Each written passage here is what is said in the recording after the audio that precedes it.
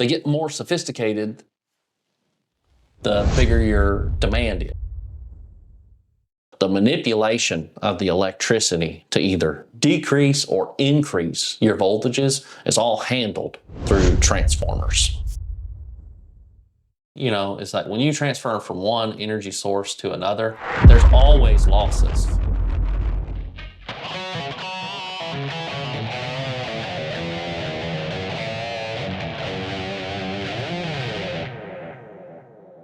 All right, hey. Welcome to ProfitDig Live. I'm Jeff Givens. I'm here with Jeff Spencer. What's up, man? Not much. What's up with you?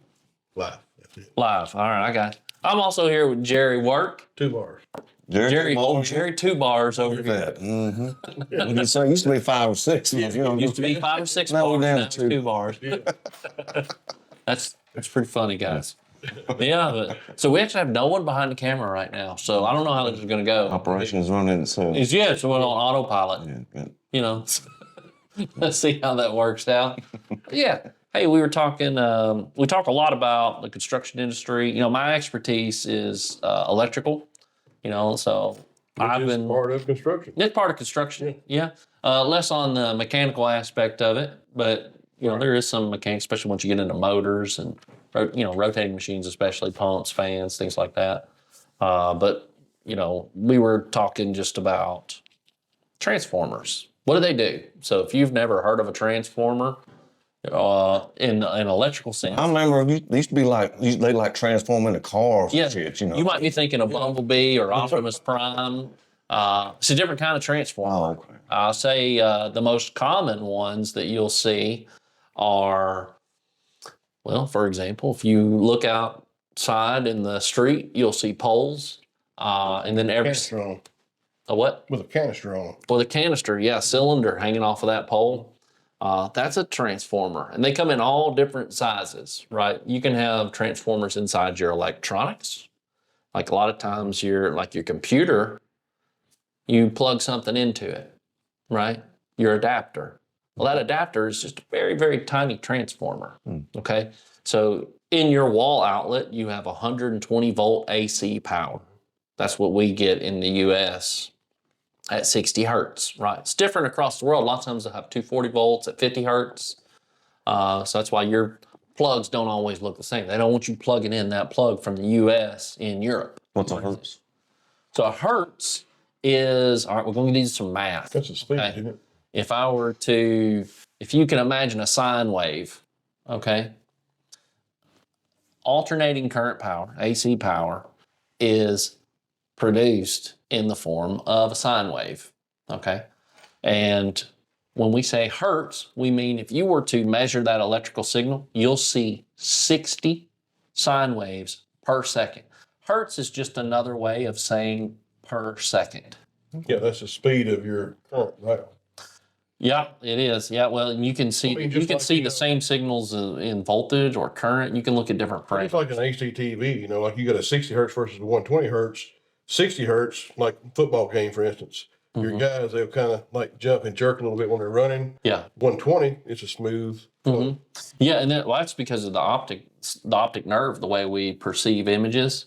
There's a certain point at which your hertz, like you'll see like a 240 hertz TV, or you know, like I don't know what they're at now, but like there's a point at which the human eye can no longer perceive anything beyond that point. But if you saw something at 30 hertz, it's stuttery. You see gaps in the images being relayed to you. But similarly, when we talk about the power coming into our house, if you've got a 120 volt AC signal coming in, 60 times per second, if you were to hook a meter up to it and look at it, for example, and graph on an oscilloscope, there would be 60 of these sine waves every second coming into your house. Now, the transformer, what it does is you cannot always plug something that's alternating current directly into a digital device. So something like your laptop here is going to need, I don't know about this laptop, but somewhere between 5 volts and 24 volts DC, okay, direct current. And that's just because the way these electronics are designed inside, they're designed to handle direct current. So you can't just like get a random plug it into the wall and like rig it up to plug into your computer. You need that adapter to convert. And I don't know if this one's 12 volts or 14 volts, whatever it is. It's probably listed on here somewhere, you know, and it definitely would be listed. Oh yeah, it's right here. Input plus 20 volts at 12 amps is 240 watts, right? So plus 20 volts is what 20 volts DC is what your laptop requires, but you can't get 20 volt DC out of your wall outlet. You got to have an adapter to go from 120 volt AC to 20 volt DC. Is that considered a transformer? It is. The little adapter is just like a tiny little transformer. Now, you know, they get more sophisticated the bigger your demand is. So like when you look, I would say that outside of electronics that you have in your house, the next step up would be when you look outside, what's going into your house, right? So you've got your 120 volt into the house, and you might even have a couple of pieces of equipment that require 240 volts. Well, they just take 220 volt lines and just basically double them up essentially. But outside your house, your transformer oftentimes is going to be going from, and it depends on your particular utilities in your area, but oftentimes they'll be, you know, over 100,000 volts on the power lines. So they don't want to send 100,000 volts into your house. They want to send 120 volts, you know? So they'll have a transformer to step down the voltage from whatever the distribution power lines are down to 120 volts so it can go into your house. And businesses have other requirements. A lot of times businesses will have like Three phase. So they'll go to 480 volts, for example, is a common step down. There'll be a 480 volt transformer that goes into the facility, and then from the 480 volt, they'll branch off into 120 or 240 volt as needed. So the manipulation of the electricity to either decrease or increase your voltages is all handled through transformers. Well, see, one thing I've seen over the years, you know, a lot of people have in their mind like a transformer is just a decreased power, but it can also be used to increase power. Yeah. There's. I can almost hear it now. One of my college professors, he was a guy from, I think he was from Nigeria. He would say you have a buck or a boost transformer, buck transformer, boost transformer. And he would say, "You have the bucket to boost." You know, it's like I can almost hear him talking about it now. Yeah. But yeah, sometimes you want to step voltages up, right? And sometimes you want to convert from one type of power source, AC to DC, or vice versa. Like I know if you have solar panels on your house, for example, those solar panels are going to be generating a certain type of voltage. And then you have to install something called an inverter. That's to convert from one power source to the other. And then you store that energy into a battery bank. Well, the batteries require DC current, and DC voltages. So you can't just hook your solar panel directly up to the battery and expect it to retain the voltages. Most of the battery banks are stored in some type of DC voltage. Right, and the difference between a DC voltage wave and an AC voltage wave is DC, it looks more like stair steps, right? It's a 1 or a 0 at a certain magnitude, whereas your AC voltage is the sine wave. DC voltages are on or they're off. They're on or they're off, and they do that cycle repeatedly. And there's other different types of ways that you can manipulate power. You can do like sawtooth waveforms. I mean, there's different applications of that, but the most basic is AC and DC, right? And when you have something like a solar panel going into your battery bank, well, you can't feed that DC power directly back into your house. Now you got to have another converter or an inverter to go from DC back to AC. Now, what do you do? Like, say you have solar panels on your house or your business or whatever, and you have a battery, you know, storage facility, you know, to charge up to run your electrical.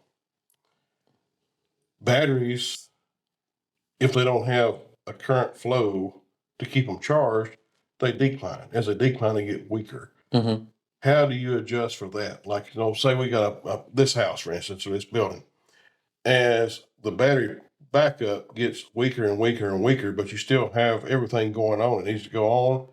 how do you keep an even flow until those batteries just give completely out? Yeah, I mean and it depends on the type of storage system you use. I mean the depreciation rate of the voltage of the battery, because that's what ends up decreasing over time is like your voltage. Your current's what your demand is, right?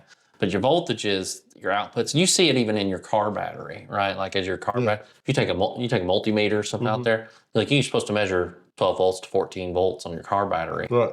like DC voltage. You leave your headlights on a few minutes, and And you'll see it drop, right? It'll drop, and there's a certain point. but you're still burning. They're still using power, but like it's a good analogy because the type of battery that's used in your car is like an acid battery, acid storage battery system. And if you had, I don't know, solar system with battery backup unit, the likelihood is that you're going to have like some type of acid battery backup system. And there's different qualities on the type of system that you install on how over time how much that will decrease. Just like the battery in your car, some cars you can go 3-4 weeks without starting it and it'll still start. Another maybe not has as good a battery, you might go 2 weeks and this thing doesn't start anymore. That's impacted by the health of the battery and the quality of the battery. Right. And that's one of the big challenges they've had with electric vehicles up until Tesla really started putting in a lot of work to try to improve the quality of the batteries. The ranges on electric cars, because they've been tried out commercially since the 80s. I forget which company it was in the US. They had some release in the 80s where they thought like, oh yeah, we'll do this and it'll be great. And it only had like a 30-mile range, Very useful. But electric cars have been envisioned even since the early 1800s. That was when the first design for an electric vehicle was. You can, I don't know, you fact check me on that. It was like, I think it was like the 1830s or something. But like the idea for an electric vehicle is like, it's not a new concept. It's the practicality that's really struggled. They didn't have good batteries. So basically the electrical vehicles that they prototyped in the 1800s, I mean, you got one run, right? Then you had to replace the battery. And they were really inefficient. So the batteries were huge. So why can't, I've been wondering this and I haven't asked anybody, but anybody that I thought would know, but on electric cars, why can't you have 2 sets of battery backups? I mean, not backups, but one set of backup.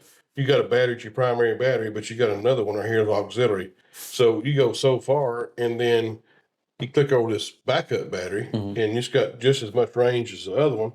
That way you don't have to stop and recharge. You get your destination, and you can recharge overnight or whatever. Why does it have to be like just one pack of batteries, and you can only go so far, and then you got to pull over on the side of the road at a charging station to charge? I mean, I don't see a reason why that couldn't be something that could be done. It's probably more a matter of practicality. Electric cars are already pretty expensive. And when you look at any single component inside that car, well, I mean, yes and the no. battery is going to be by far the most expensive thing. But you look at like the Teslas, I mean, that's the only one I've checked on pricing on this stuff. But most of those, I mean, are like $20,000 to $30,000, which is a pretty average price for a new car today. Yeah, I mean, I would say like there's some, I would say it's 20, 20 is probably a little bit low, right? Yeah, Like, it's in the 20s. It's in the 20s. so I would say, yeah, but you're looking at a much less efficient model in that range, right? It's probably, you're talking about like the Model 1s or Ys, or I forget what they were. Yeah. It was like the older model. Yeah. But the ranges on those were nowhere near the range of the newer models. Like I was looking at a Rivian truck recently. Now they're running, I mean, base models like 50, 60 grand. And then you start adding stuff into it and it's like, price keeps going way up. That being said, a full-size truck, it's not a full-size truck. It's more like the size of like a big Ranger or something. Right. But a full-size truck, I mean, you buy a brand new full-size truck today, you're going to drop 50, 60 grand pretty easily. Yeah. But some of that cost, at least for the past few years, has been offset by government incentives. There's been tax incentives where if you buy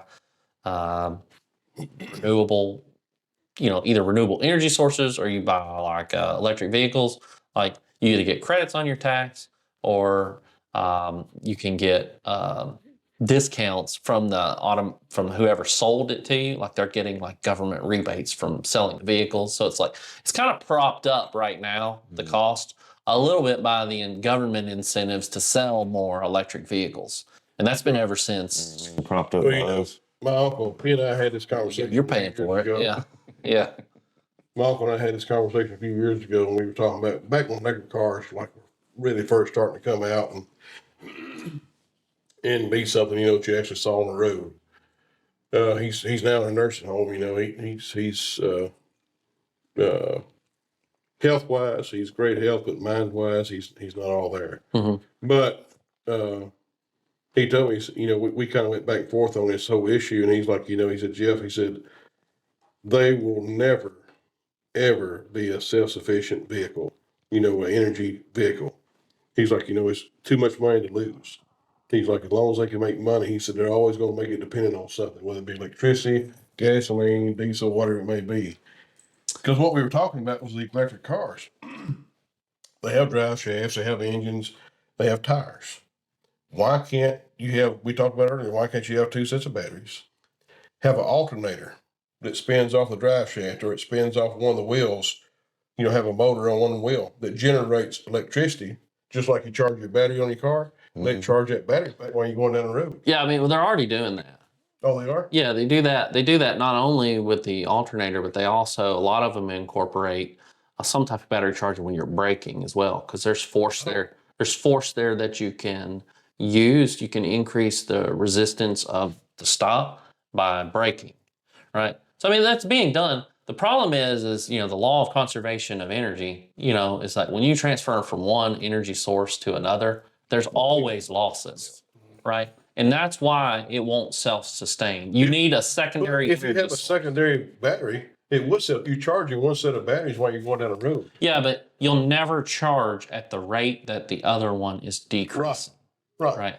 And that's just, until someone invents a perpetual motion machine, like that's not going to happen. But I'm just saying, like, if the range is 350 miles and there's one car, if you got two sets of batteries, you got an alternator, you might get 1,000 miles or, you know, 700 miles out of this vehicle before you got to stop and charge. Yeah, and I don't think there's not merit to what you're saying. Like, I think there is merit to that.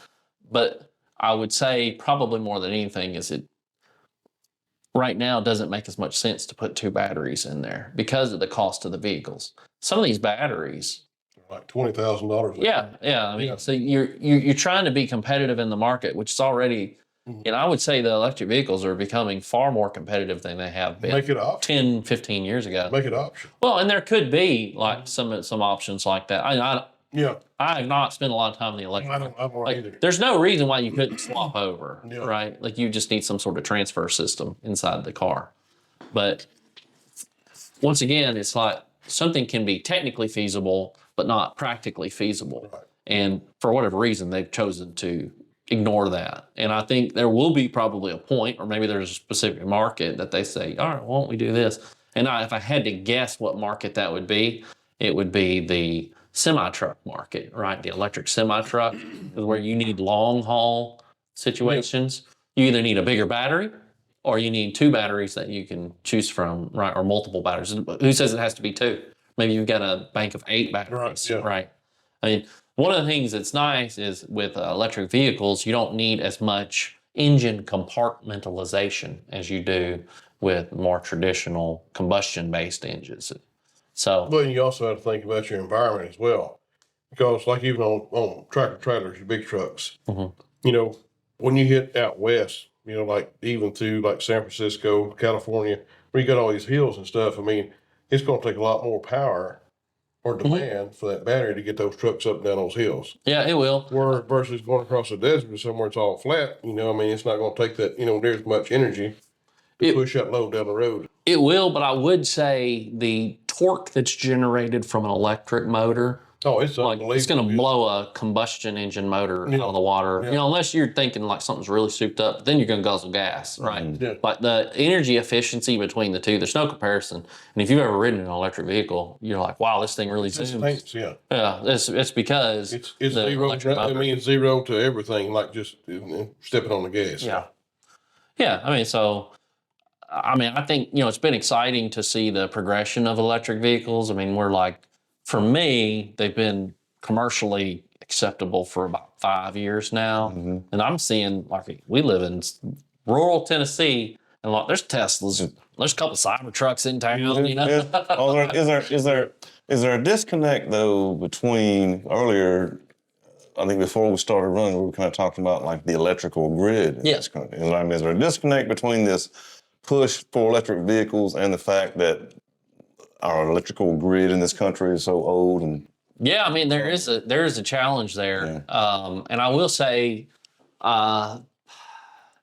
if you purchase an electric vehicle, you have to also purchase a charging station or continuously access public charging stations and pay them for it. So, but you're gonna set one up in your house, and they've come down massively in price from like, I don't know, 5,000 or 10,000 per unit. That was one of the big costs as part of electric vehicle. You can get a pretty good unit now for $400 or $500. Oh, really? Yeah, and they're becoming more efficient over time. Yeah. So you're right that it is a big. If everyone tomorrow went out and bought an electric vehicle and started charging them up, yes, that would be a huge impact. But we use so much power already, right? Like the biggest hit to our grid is data centers. So when we talk about artificial intelligence, Sam Altman at OpenAI, he signed some $300 billion deal to build 6 new data centers. Like data centers in 2025 take up almost a third of our grid consumption. Is that One right? third. Wow. So if you think about like all the hundreds of years of infrastructure, since we've had electricity, more commonly since the 1900s, right? Where people started getting electricity to their houses. But the demand on the grid has increased since the dot-com boom, really, in the 90s when the internet started to really explode, the early 2000s there. Data centers started being built, more data centers started being built. And now how much of your daily life is centered around using the internet? All that information is stored in data centers. And who knows, by 2030, could it be 40? Could it be 50% of our grid? Like that's really the demand. It's not the electric vehicles, it's the data centers. I don't know about now, but I think it was 2020, maybe 2021. I watched a video. I can't remember the guy's name. He was the engineer for the Hoover Dam, not the actual structure itself, but he's like an on-site engineer to control the electrical, kind of like you are. He monitors electrical systems and all that. That it produces. And he made the comment. I think it was either 20 or 25%. He said if 20 or 25% of Americans all had electrical vehicles at that time, and they plugged them in at the same time, he said it'd be a nationwide blackout. Yeah, I mean, well, and I know, especially the areas out west where they've had some challenges, in fact, what was it, that company? Enron? You remember the big scandal with Enron? Yeah. Like, they were selling energy, right? Like, that was their whole business model. Right. They're kind of like scamming the consumers. I would say you're right. Like, what we really need to be looking at, and this is from an objective perspective, nuclear power is by far the most efficient energy generation source that we have. And what I've been seeing is like one of the safest. You wouldn't think it. It's like one of the safest energy sources. It is. I would just say it's almost like when you hear the statistics about airplanes, right? Airplanes are the safest form of travel. Because there's not that many of them versus how many cars are on the road. Right. But also, it's like they just don't get into many accidents. But when the plane does get into an accident, It's catastrophic. It's catastrophic. Yeah. And that's kind of been the same story as nuclear power plants, right? Especially when you look back at, I don't know when the first one was built, but let's pretend like it was 1930s, right? They didn't know what power they were unleashing at the time. And you look at a place like 3 Mile Island, or you look at, like in Russia, they had that Chernobyl incident, right? Now, as these power plants become more sophisticated over time, the safety procedures have also become more and more sophisticated over time. And I forget which one it was that was in Japan, maybe like in 2020 or some similar time frame. Yeah. One in Japan had a meltdown, right? And it was located on the coast. That plant was rated to withstand some massive level of hurricane and also some massive level of earthquake. What they didn't plan for is having both of those events at the same time. Yeah. And so even though it was massively secured and designed.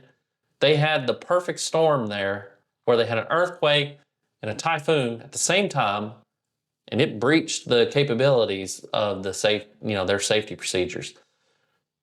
Well, what are they going to do with the next one? They're going to learn from that, and they're going to harden it against new. So, like, the iterations and protections over time, like, are going to continue to increase. And what gets me, you think about submarines.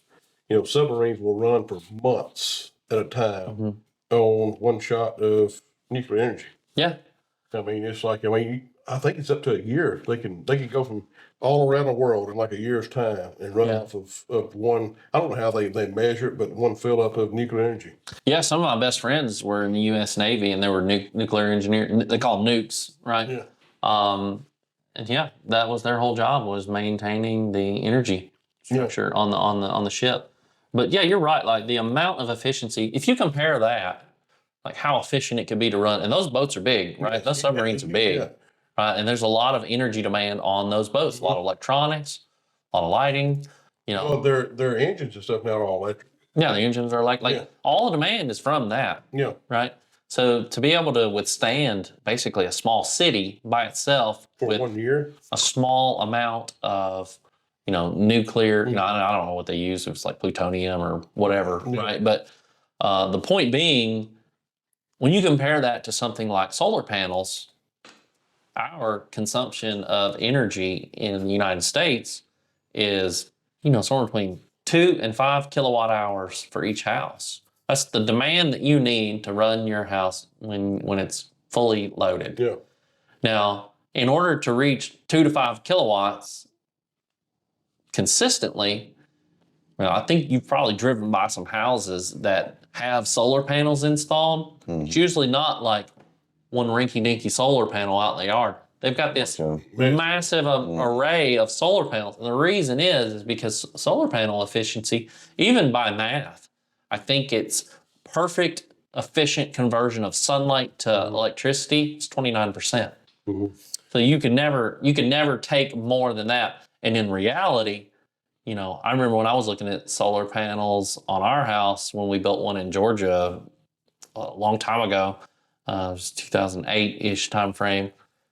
They were 14% efficient at the time. That was a pretty good one. I think they've come a long ways in the past, 15 or so years. I think they're closer to 20, 21%, and there may even be better. I haven't looked into it. What I've seen, and researched over time, was it's like a 15 to 20 year deal before you actually see any real benefits, like from adding solar power. Well, it's your ROI, right? What they need is to put lots more silver in those solar panels and make lots more. I know. I've been noticing. I'm a silver guy. Yeah, Jared. Early on, so that's good. Yeah, I got a little profit if I were to sell it, which I'm just holding on to it. Yep. I mean, they're photovoltaic cells, and they're using, I guess, semi-metals more than anything. But we probably ought to get out of this. Yeah, I think we've been going on a long. We're going on a lot. Yeah. I don't know how long we're going. Fascinating Is conversation. this camera still on? Yes, we'll see. The battery man went. Yeah. We've been talking for 20 minutes here, and this thing's been off the whole time. Hopefully. Yeah. Well, hey, we'll just stop there. If you guys found this interesting, we don't talk about electrical stuff very often. That's where my expertise is. But if you found this interesting, you've got questions, or you say, like, Jeff, you don't know the first thing about electricity, let me know. Put it in the comments, right? I could be curious to hear from you. It's been a pleasure talking with you guys, as always. If you guys are looking for the world's best bidding and cost tracking software, and soon to be takeoff sometime within the next few months, we're working on that. We're going to add that in. ProfitDig.com. Like the video, share it with your friends, subscribe to the channel. We really appreciate it. If you made it this far, you're glutton for punishment. You're glutton for punishment, and you're just cool. You're just a cool person. I'm not afraid to say it. I'll stand by that statement. So. ProfitDig audience are cool customers. Yeah, that's right. Yeah, even if you don't watch the whole video, you're still cool. Right. All right. Thanks, guys. Y'all. Appreciate y'all.